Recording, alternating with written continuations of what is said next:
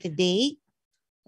If you have already seen the uploaded lectures in your Moodle, part of my lecture will be carbohydrate metabolism part 2.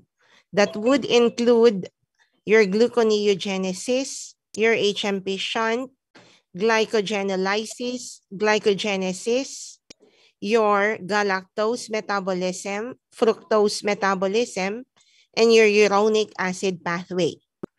What was not included in the recording that you have in your Moodle is glycogenolysis. And together with its correlation, which is your glycogen storage diseases. If you've noticed, the totality of my lecture is 3.5 hours, including glycogenolysis. That's the very reason why I have just uploaded a recorded lecture, because I cannot finish everything in just 2 hours. So this is the thing that we are going to do for today. I do have a recorded lecture for glycogenolysis, but there is an incomplete part of it, which I am going to do live a little later. Just watch your glycogenolysis as I share it. And then later on, after that, I am going to do a live lecture regarding the clinical correlation. Okay. The exact time will be a time for us to ask questions if you do have questions, not just the recording that you will be watching today, but also if you have watched the recording in your Moodle already. Okay? Sige. So I'll show it to you, listen, and then I'll do the live a little later.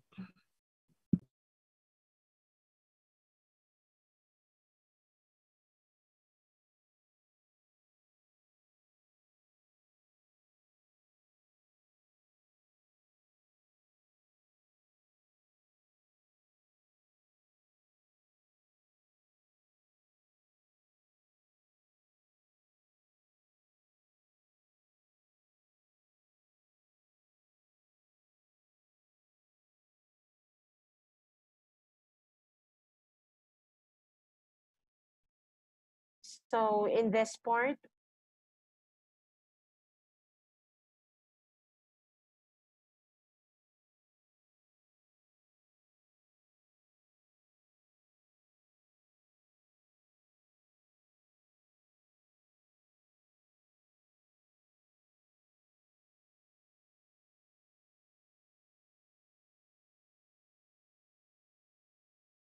we will discuss your gluconeogenesis and your HMP shunt.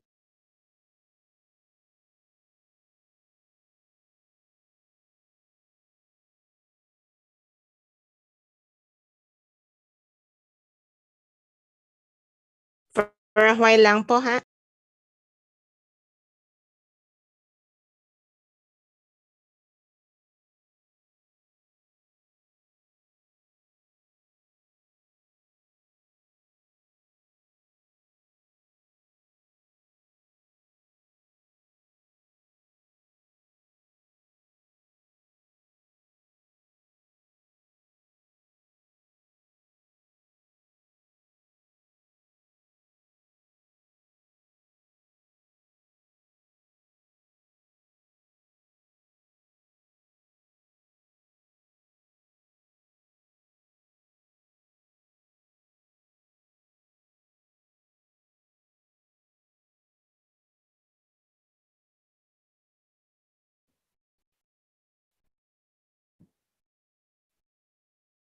Recording? Okay, thank you.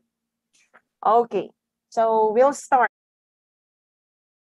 Have you heard something? Narinig niyo po? Yes po. Yes, po, Okay, Doc. thank you.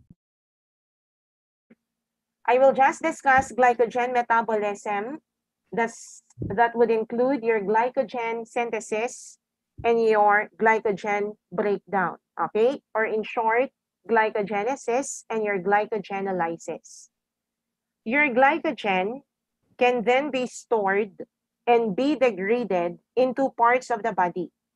It could be either in your muscles, It could be in your muscles or it could be in your liver. I will tell you the exact difference a little later. Okay. Now, when you say genesis, that's formation. That will then be from your glucose until the time that I could make my glycogen, obviously. And when you say glycogenolysis, that would then be the lysis of your glycogen until I will produce my glucose. We will differentiate the two a little later. Okay. We'll start with glycogenesis. So it says in here, obviously, your glycogen will be made up of repeating units of your glucose, and each glucose unit will be linked together via alpha 1,4 linkage. You'll know that a little later again. You need a glycogen primer that would start the synthesis of your glycogen. And that glycogen primer is known as your glycogenin.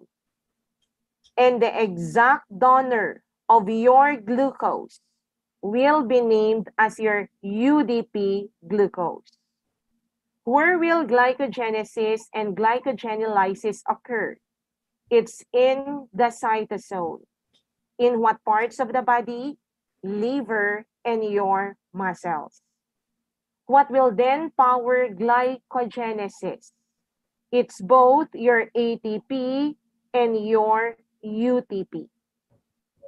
What's the rate limiting enzyme when we say glycogenesis? It's your glycogen synthase. This is the rate limiting enzyme. I think everything that I am telling, it's very important for the board exam. Okay? This is a summarized discussion already. Okay. We will start with the synthesis.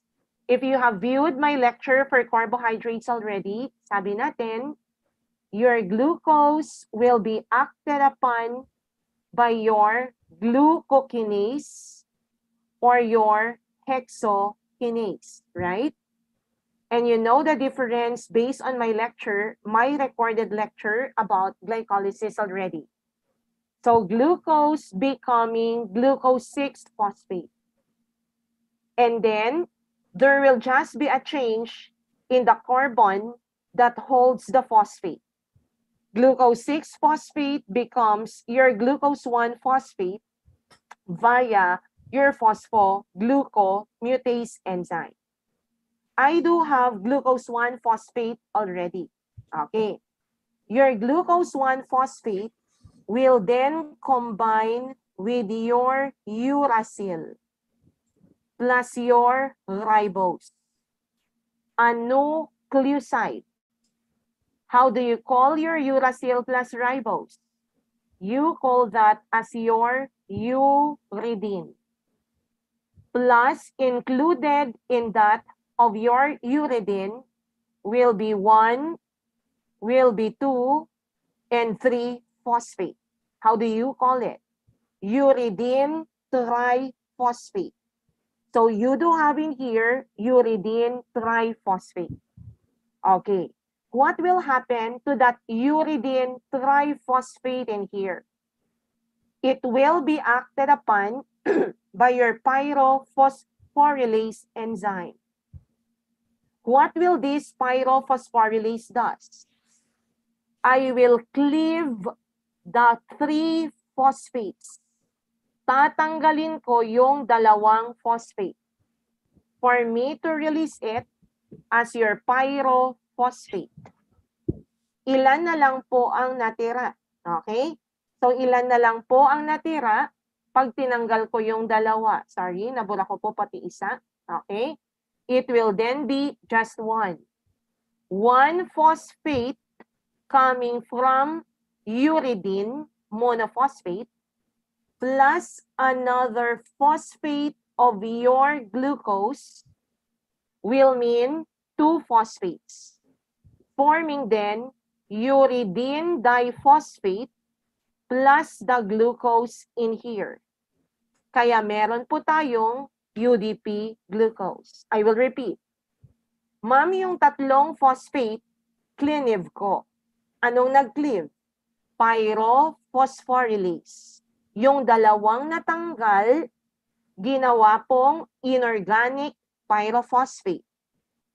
Yung isang natitirang phosphate, kinombine ko sa isang phosphate na nasa glucose to make it uridine diphosphate. And I included the glucose as part of it. UDP glucose. Get it? Now, I do have the donor of the glucose already. Kailangan meron po akong paglalagyan sa glucose. Let this circle be your glucose. Let this circle be your glucose. Carbon number 1, carbon number 1, number 4, and number 6. Just an example. Now, I have in here glycogenine containing a hydroxyl containing amino acid. Okay. Ma'am, ano po ang nasa carbon number 1? May OH po sa carbon number 1.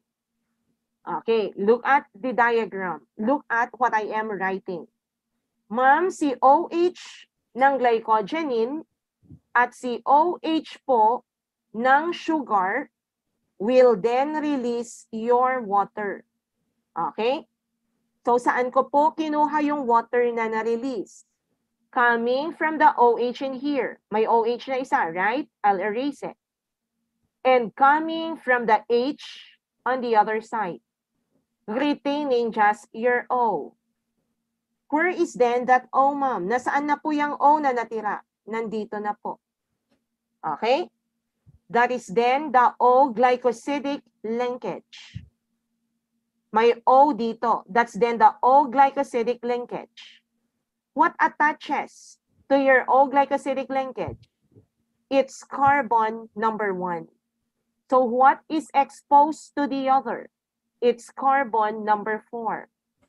Kaya kung mag-a-attach uli ako ng sugar, that's 1, that's 4, and that's 6 again.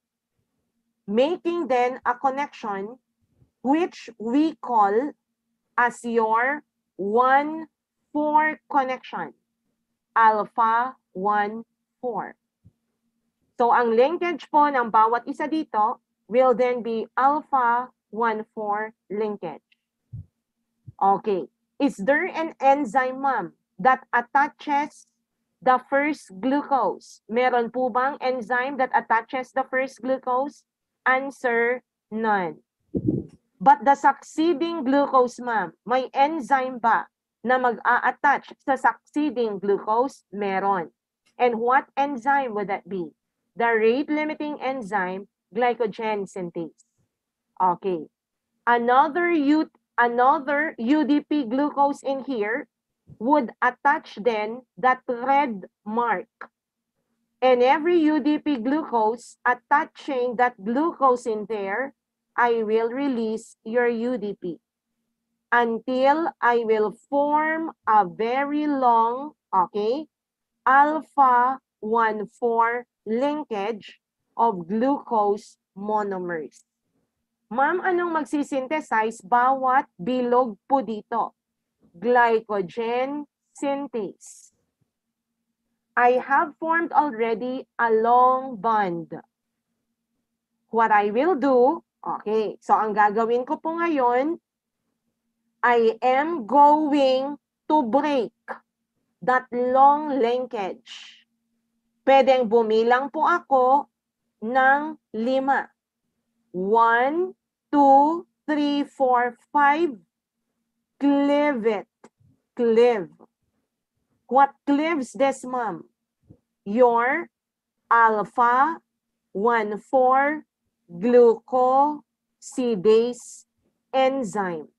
Alpha 1,4 glucosidase enzyme. Next. Wala po dyan, okay? I want you to analyze the picture. Wala po akong text dyan because I want you to memorize in your mind the picture. Okay. Now, na-cleave na po. Saan ko ilalagay po ang 5 na ito? I am going to connect it. Eto po, yung 5 tinanggal ko. I'm going to connect it. Okay? So, eto po, this is then one of the sugar. Ang naka-expose po dito ay 6. Ito po yung isang sugar, ang naka-expose ay 6. Magbra-branch out ako, naka-expose dito is number 1. And this is number 6 again. Kaya ang linkage sa branching point will then be alpha 1, 6 linkage. So that branch point will be alpha 1, 6. 6 yung nandito pong naka-expose. And the one that will then branch out will then be number 1. Kaya ang tawag po sa nag-transfer sa kanya, pinutol ko sa 4, dinugtong ko sa 6. Get it? Kaya ang tawag sa enzyme as a part of the branching enzyme is your 4,6 transferase. That's the branching enzyme. And then, another glycogen synthase will then attach another glucose. Okay? And then, another alpha-1,4 glucosidase will cleave it again. And another 4,6 transferase will branch it out again until I am going to form your glycogen already. So important points in here. What is then the rate-limiting enzyme? Glycogen synthase. What's then the energy that process the reaction? UTP. What is, okay, what is the prerequisite for me to form a glycogen? There must be a glycogen primer, glycogenine. Okay? For me to branch out, I need obviously the branching enzyme. What are then the linkages when I say glycogen? Alpha-1,4, alpha-1,6. I have formed already my glycogen. Okay? Very easy. Okay. Opposite, ma'am. What about glycogenolysis? I have already my glycogen in here. May glycogen na po ako. Your phosphorylase enzyme will act. Ano pong gagawin, ma'am, ni phosphorylase enzyme? Cleave. Cleave it. Cleave it again. Cleave it again until there are only 4 glucose units in the branch point. How do you call then, okay, this specific structure that is formed? How do you call this specific structure that is formed? Glucose 1 phosphate. I have glucose 1 phosphate. Glycogen phosphorylase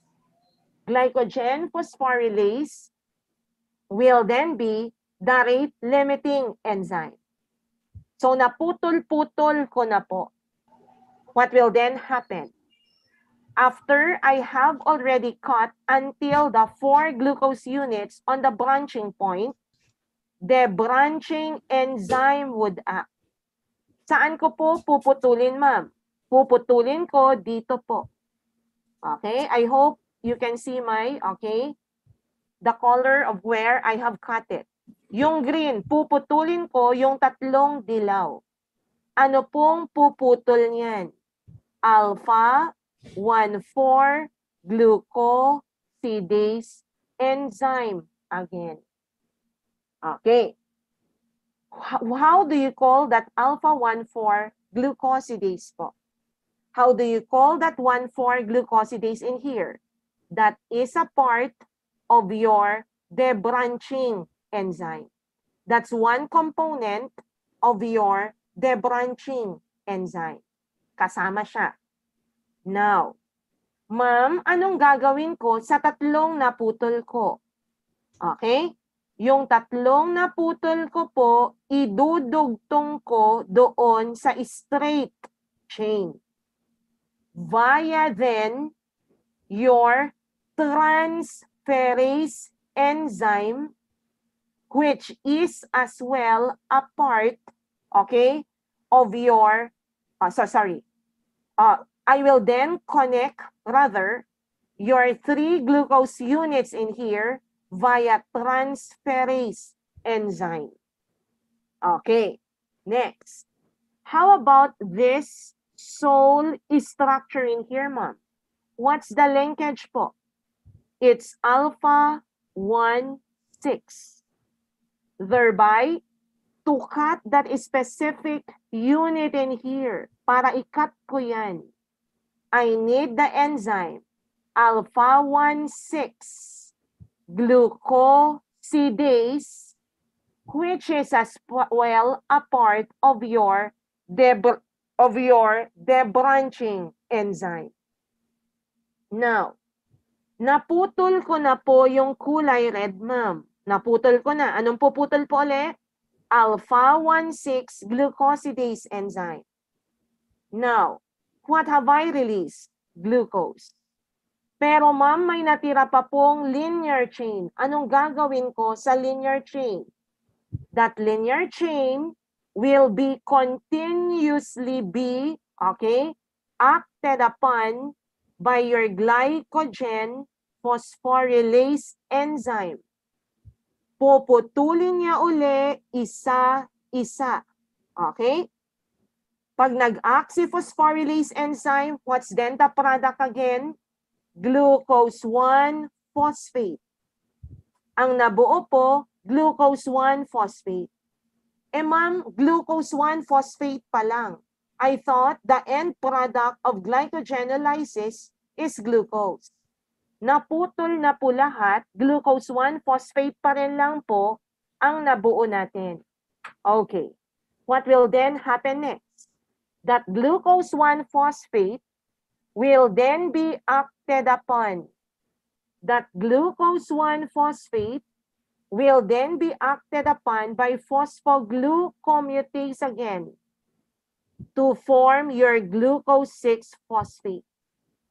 Glucose 6-phosphate is the final product of glycogenolysis in your muscles. But in the liver, your glucose 6-phosphate will still be acted upon by glucose 6-phosphatase, so that in the liver, you will form your glucose. Question. Ma'am, bakit ang final product ng glycogenolysis sa muscle ay glucose 6-phosphate? Reason. Your glycogenolysis in muscles would lack the enzyme glucose 6-phosphatase. Sa muscle, wala po ang enzyme na yan. Kaya hanggang glucose 6-phosphate lang. Pero sa liver,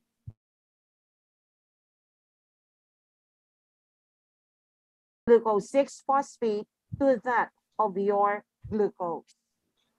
Maliwanag po. We are done then with the synthesis and lysis.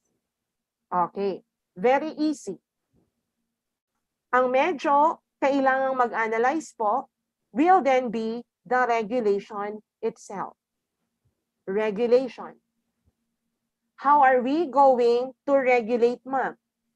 What's the rate-limiting enzyme again in glycogenesis? Glycogen synthase. In glycogenolysis, glycogen phosphorylase. Both of them would happen in what subcellular location? In your cytosol po. Okay. Common sense class. What's the byproduct when you say glycogenolysis? Glucose. Okay. How about glycogenesis? It will be your glycogen. Common sense. Ang dami ko na pong glucose. Ang dami ko na pong glucose. What do you think will glucose do then to both of the pathways? Ang dami ko na pong glucose. Should I still make glucose if I have too much glucose already? Common sense. Hindi na po. Ang dami na nga po eh. Thereby, your glucose inhibits glycogenolysis. Ang dami ko na pong glucose. Ang dami ko na pong glucose. Anything in excess should be converted to glycogen. Thereby, high glucose stimulates glycogenesis.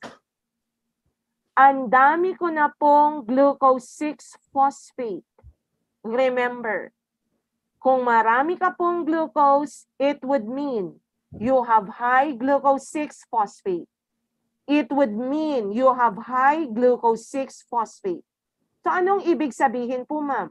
Pag marami akong glucose 6-phosphate, it would mean only one thing. Ang dami mo pong glucose. Thereby, should you still stimulate glucose formation? Obviously not. But in here, there's high glucose 6-phosphate. I do not need energy anymore because I have too much glucose. Then I would then, okay? I would then stimulate this one. Okay. Next. Ma'am, I have very high ATP. Ang dami-dami ko na pong ATP. Do I still need glucose if I have too much ATP? Ano po bang gawain ni glucose? Siya ang main source of ATP. Pero ang dami ko na pong ATP, ma'am. Do I still need glucose to make another ATP? Hindi na po. Thereby, ATP in there, high ATP in there, would inhibit as well your glycogenolysis. Everything that was all mentioned are the allosteric regulation of your glycogenolysis and glycogenesis. Ma'am, allosteric regulation lang po ba? Take a picture of it kung gusto niyo may copy po. But I will upload naman, okay, our video a little later. Okay. Ma'am, allosteric regulation lang po ba? No. There is as well hormonal regulation. How will we do, ma'am, the hormonal regulation? What are then those different, okay, different hormones that would play a role in the control or regulation of glycogen metabolism? Number 1, norepi. Number 2, your epi. Number 3, you do have your glucagon. You have your glucagon and you have your insulin. Isa-isahin natin yung trabaho po nila. Okay. Now, norepi, epi, and glucagon lang po muna. Ano pong ginagawa ng tatlong to? Okay? They are going to bind themselves in your G-protein. G-protein. G-protein coupled receptor. Ma'am, pag silang lahat, ano ang pwede nilang G-protein na i-stimulate? It's your GS. Anong gagawin po, ma'am, ni GS? Your GS would then stimulate adenylate cyclase. Adenylate cyclase. What's the job, ma'am, of your adenylate cyclase? To convert your ATP to your cyclic AMP. Ma'am, pag may cyclic AMP na, ano pong mai-stimulate naman? Mai-stimulate po yung phosphorylase kinase. I could stimulate my phosphorylase kinase.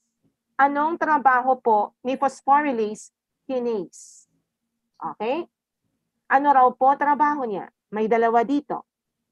You do have your glycogen synthase A, and you do have your glycogen synthase B.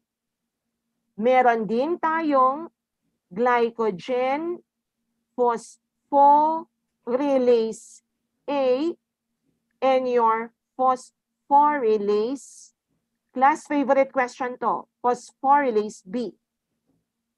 A stands that specific type of synthase is active. And B would mean it is inactive. A is active and the other is inactive. Get it? Anong gagawin po, ma'am, ni phosphorylase kinase? Okay. Phosphorylase kinase adds. It will add phosphate. It will add phosphate to your phosphorylase. Okay. It will also add phosphate. It will also add phosphate to your synthase. Pero ma'am, ano po ang ginawa ni phosphorylase kinase? Saan niya inad po ang phosphate? Sa phosphorylase A. A phosphorylase A that is phosphorylated is active. But a synthase that is phosphorylated is inactive. Get the point, class? Okay. Yung pagtanda ko po dito ay glycogen phosphorylase that is phosphorylated is active. And glycogen synthase that is phosphorylated is inactive. GS pi, GP pa. Glycogen synthase that is phosphorylated is inactive. Glycogen phosphorylase that is phosphorylated is active. Okay. Thereby, from this alone, ma'am, ano pong ini-stimulate ni norepi, epi, at glucagon? Anong na-stimulate niya, ma'am, na pathway? It's glycogenolysis. Ano pong na-inactivate niya na pathway? Glycogenesis. Get the point? Okay. Next. Ma'am, I want then the opposite thing to happen. Insulin is there. Anong gagawin po ni insulin, ma'am?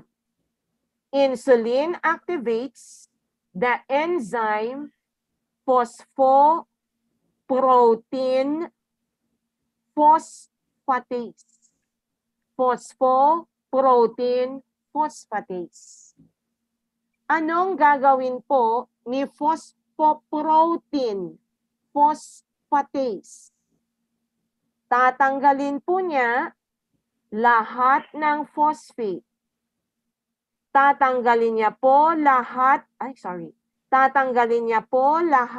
ang phosphate, making then your phosphorylase of no phosphate, thereby kung walang phosphate, si phosphorylase, that is then inactive. Tatanggalin ko po ang lahat ng phosphate din, okay? Tatanggalin ko po ang lahat ng phosphate. Pag wala pong phosphate, it would make then your synthase inactive one. Thereby, insulin does what to glycogenesis? It activates synthase. Insulin stimulates glycogenesis. And insulin would inhibit glycogenolysis. Can you get the point, class? Nakuha po? That's then the main regulation po. Okay? Is there any way, ma'am, to regulate pero pareho lang naman po ang effect? Phosphorylation pa rin po? Meron. It's not adenylate cyclase anymore, but your activation of phospholipase C. Pero do they have the same action? Pareho lang. Phosphorylation, thereby making then genesis inactive, and your glycogenolysis active.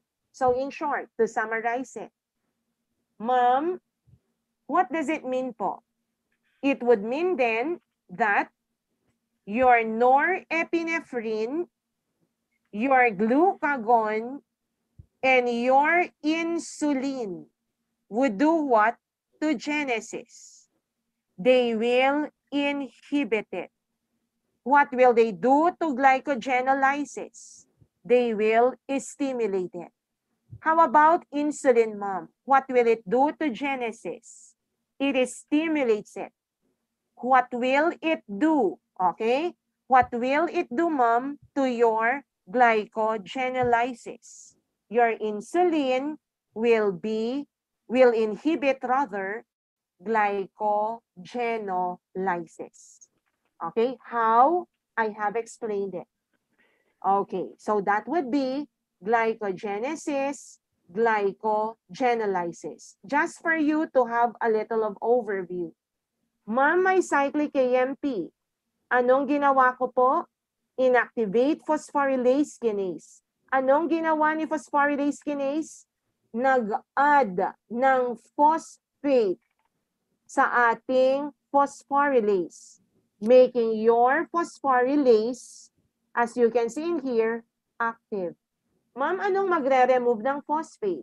Your protein phosphatase. Ni-remove niya. Okay? Making then phosphorylase inactive again. Adding of your phosphorylase phosphate group is done by norepi, epi, and your glucagon. While removal of it will be done by your insulin. Same thing with this. Ma'am, nung may insulin, tinanggal si phosphate. Nung tinanggal si phosphate, si synthase naging active. Get it? Inuulit-ulit ko kasi common board exam question. Next. Another. Okay. Another. Something to do with glycogen storage disease. It's hard to memorize, right? So mahirap tingnan ano ang normal, ano ang long, anong organs affected. Take note of it. Where will glycogen metabolism happens? It will be in the liver and muscles. Kaya generally, ano pong affected? It will be, mute ko lahat. It will then be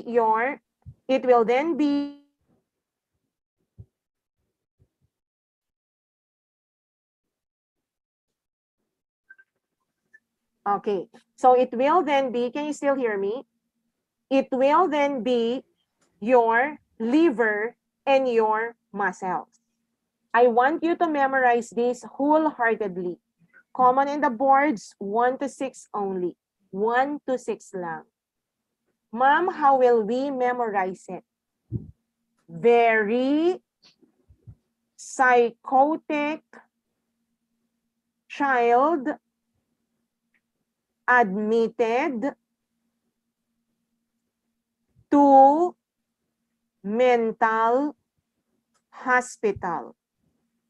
Okay, that's our abbreviation. Making this as the first, the second, the third, fourth, fifth, and sixth. We will match it later on. VPCAMH. V stands for von Gierke's disease. This P stands for Pompey's disease. This C is your Cori disease. A is your Anderson's disease. M, okay, take a picture after I have finished it. Your M will be your McArdell's disease, and your H would stand for your Hers disease. Okay. Now, we'll try to match. Okay? Doon sa table na galing sa libro. Very psychotic child admitted to mental hospital. It matches 1 to 6. I want you to remember as well the different names.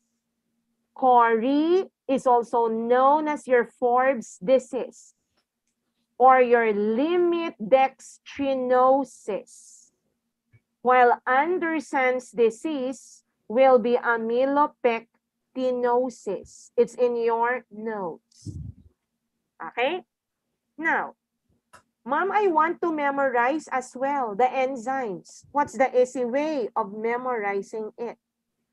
Okay, we'll try to see. Easy way of memorizing it. Okay. Your 16th prime minister, okay?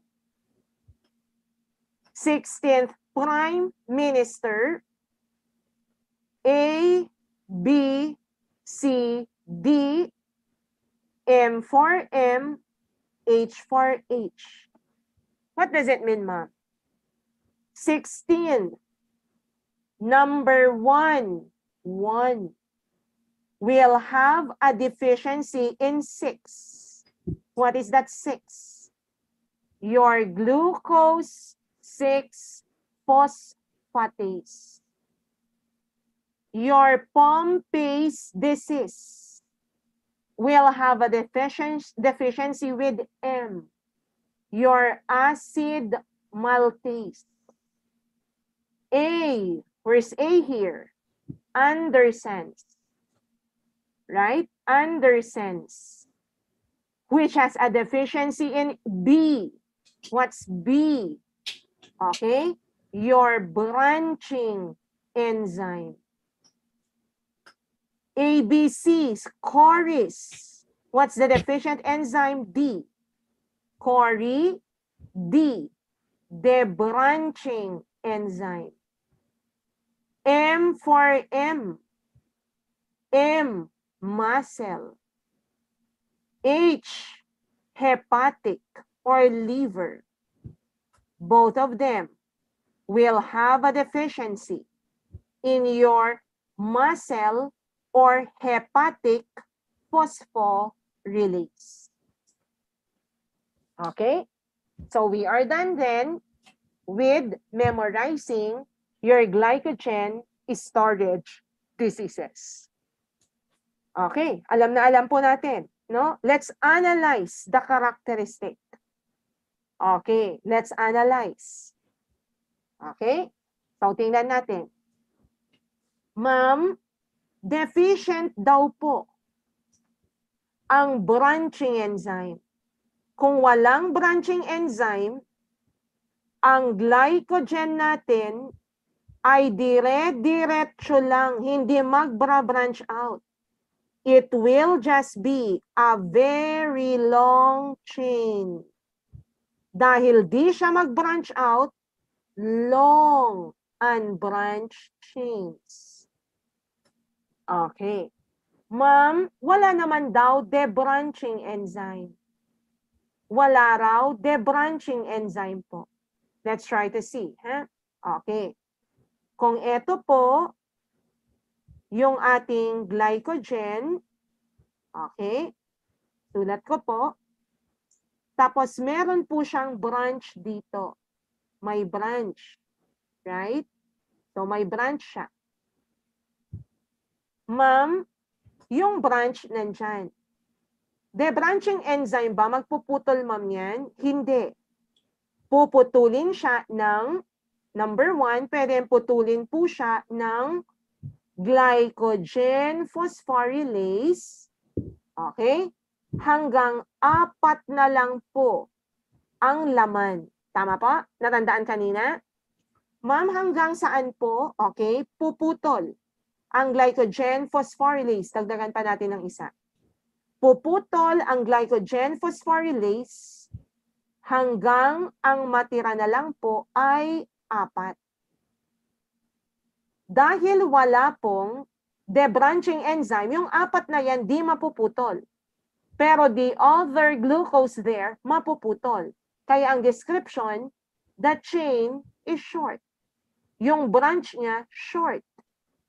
Kasi hanggang 4, di na maputol kasi wala ngang debranching enzyme.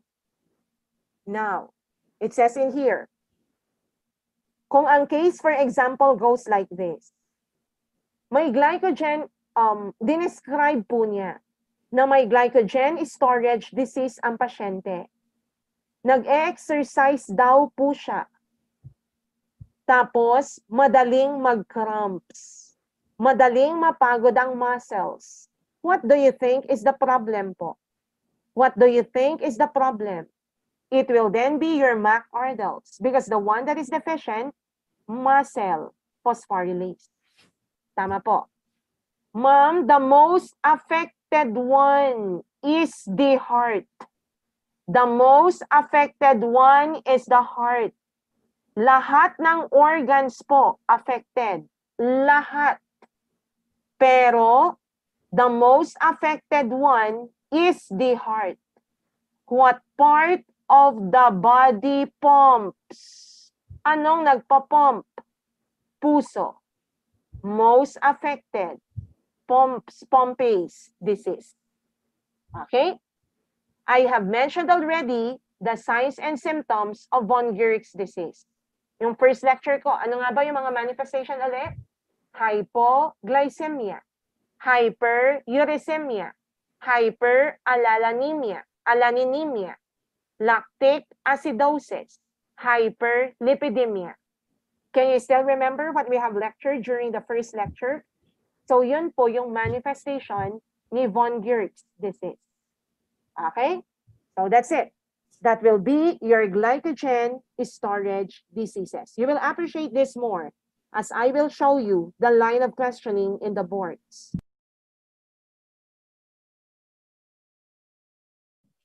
Okay, class.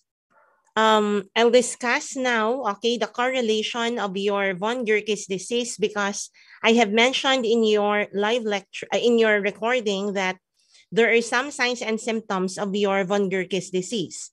Pero hindi ko po na-discuss dyan. Okay? So this time, I am going to discuss it live. Okay, for a while po.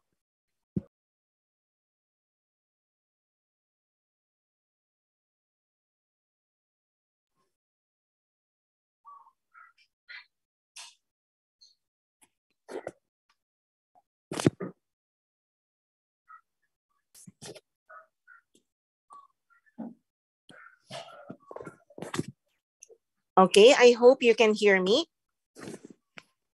Naririnig niyo po ba ako? Yes po. Yes po. Okay, sige. So let's start.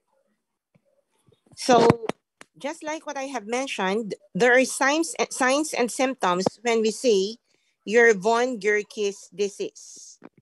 I have mentioned in the recorded lecture that your von Gueric's disease, the absent enzyme is your glucose 6-phosphatase, right? Okay. What's the job of your glucose 6-phosphatase? Glucose 6-phosphatase will try to convert your glucose 6-phosphate for it to become your glucose. Pero ang sabi natin, in von Gueric's disease, the enzyme glucose 6-phosphatase is deficient. If that is then deficient, I cannot convert glucose 6-phosphate to glucose. Walang enzyme, di ko mako-convert, kaya si glucose 6-phosphate tataas po. Si glucose hindi po maproproduce, which will then give rise to the first manifestation, which is then known as your hypoglycemia. which will then be known as your hypoglycemia. Okay, another one. Another one. Ang dami-dami ko na pong glucose 6-phosphate. Kung maraming glucose 6-phosphate, I must have to find a pathway to where I could go. Di ko na kayang pumunta sa glucose, kaya hahanap ako ng pathway to where I could go. What are then those pathways? Number 1, I could enter your glycolysis. I could enter your glycolysis, or I could enter then your HMP shunt. Okay. Now, what's the product of your HMP shunt? Product of your HMP shunt would then be your ribose. Saan po gagamitin ang ribose? Ribose is used in order to produce your deoxyribonucleotide or your ribonucleotide. In short, nucleotides po. Kapag may ribose, I can form DNA, I can form your RNA. This will be collectively known as your nucleotide. Kung maraming ribose, marami po ang nucleotide production. Okay? Kung marami ang nucleotide, marami po ang sobra, at ang sobra po ay i-degrade ko. So there will be lot of excess, kaya I am going to have nucleotide degradation. And what's the byproduct of nucleotide degradation? It will be your uric acid. Let's try to analyze it. Walang glucose 6-phosphatase, wala. Kaya glucose 6-phosphate is high, and it will follow that HMP shunt will be high, ribose is high, nucleotide production is high. If nucleotide is high, there's too much excess. The excess, I am going to degrade it, increase degradation, thereby increase uric acid, which will then give rise to the second manifestation, which is then known as your hyperuricemia. Okay?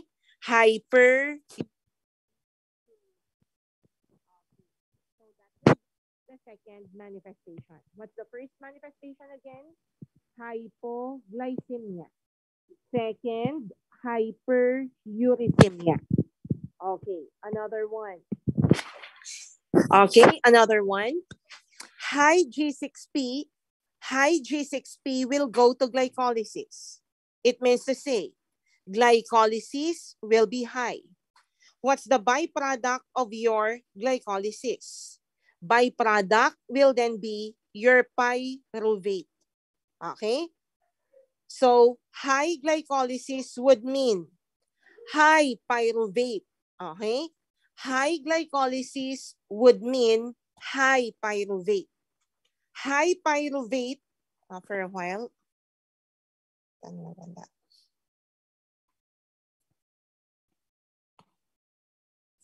For a while, class.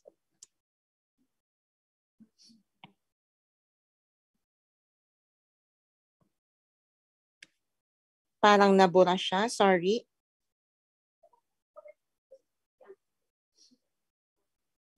Okay. So I'll start with the pyruvate. Okay. Your high G6P, okay, would mean high glycolysis. Okay. If there is high glycolysis, it means to say your pyruvate will be high as well. Okay. So high glycolysis, high pyruvate. What will be the fate of your pyruvate? Okay. Pyruvate could then produce or lead to the production of your lactic acid. Okay. It could lead to the production of your lactic acid. The more the pyruvate, the more the lactic acid, which will then give rise to the third manifestation. Third manifestation again, there will be high lactic acid giving rise to your lactic acidosis. Okay, that's third. What's the first one again? The first one would be your hypoglycemia. There's hypoglycemia. Sorry, naburak ko po yung hypoglycemia. Okay, that's number one. How about number two? There is hyperuricemia. Nabura rin po. Okay? But you know that this is for the HMP shunt. Okay? Next. Ma'am, ang daming pyruvate. Where else could pyruvate go? May dalawa pang fake. Pyruvate could then produce your acetyl-CoA. Could then produce your acetyl-CoA. Or it could be, okay, converted into your alanine. Okay? It could then, okay, it could then more or less produce your alanine. So ano pong mangyayari?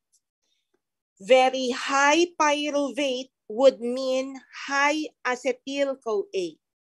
It would mean high alanine, which will give rise to the fourth manifestation, which is then hyperalaninemia. Or the high acetyl-CoA could lead to an increased cholesterol metabolism. Which will then give rise to another manifestation, which is then known, okay, as your, okay, increased lipid level, or number 5, your hyperlipidemia. Okay, so saan nagsimula po ulit? Okay, nagsimula kasi wala po tayong glucose 6-phosphatase enzyme that converts your glucose 6-phosphate to your glucose. Kaya merong hypoglycemia. Hypoglycemia. Okay? Si G6P, saan pupunta ulit? Pupunta sa HMP shunt o kaya sa glycolysis. Pupunta sa HMP shunt o kaya sa glycolysis. Pag sa HMP shunt, anong manifestation? It will be hyperuricemia. Get it? And lactic acidosis is then secondary to increase in your pyruvate. Get it? Okay, increase in your pyruvate. So again, von Giertz disease, absent enzyme, glucose 6-phosphatase. We have 5 manifestations. Ano po yon? Hypoglycemia, hyperuricemia. There is as well lactic acidosis. There is hyperalaninemia. And the last one would be hyperlipidemia. Okay? So, ito po yung kulang doon sa recording natin about glycogenesis and your glycogenolysis. I hope you were able to get it. Okay? So, are there questions regarding this? Are there questions regarding this? Naintindihan po ba? Yes po. Okay. So my questions po ba, even if it's not about glycogenesis or glycogenolysis or the part 2 of your carbometab. Part 1 was discussed by Dr. Santos. Part 1 is more of counting your ATP, right? It is more of counting your ATP. So are there questions regarding my part? Meron po ba? Kasi kung wala, I could dismiss you, go to your Moodle, and spend the other hour to study probably, okay? To study probably a part of my lecture, my recorded lecture in your Moodle. Okay? Pwede ko kayong i-dismiss, punta kayo sa Moodle, and then study on your own, okay, your recorded lecture for your part 2. Okay? Pwede po ba?